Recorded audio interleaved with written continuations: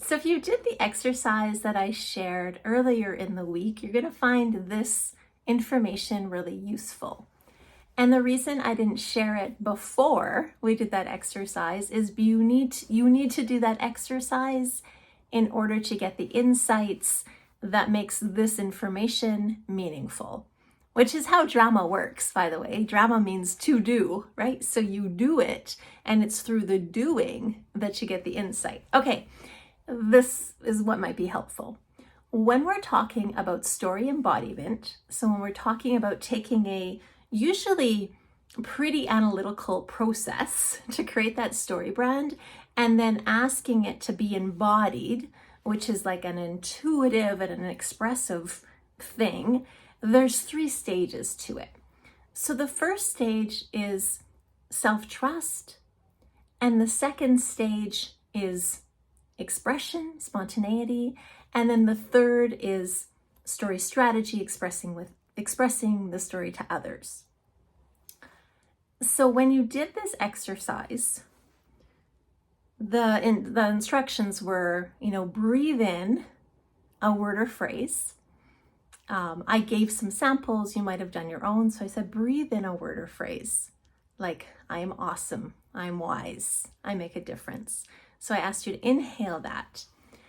And if you found that when you did that, you just didn't really know how, or it felt very fake, and you didn't trust your own experience, you didn't trust that this is how you do it, then I would say that first stage of building self-trust, self-knowing would be a great place to play for a while before going out. Because if you don't have self-trust and then you're out there spouting stories and doing strategy, often your story doesn't come off as real. So if you're I'm saying the right words, but no one's connecting with me, I don't know why, it's often we can sense there's nothing at that, there's no self-trust. This person doesn't really know themselves. They're doing the things and they feel a little flat or fake. So I'd say work on that stage. And how, for me, the obvious is that self-trust stage is mindfulness practices. Will help you appreciate what you have and what you are, and help you understand yourself and connect to your body as a sensory system. First stage.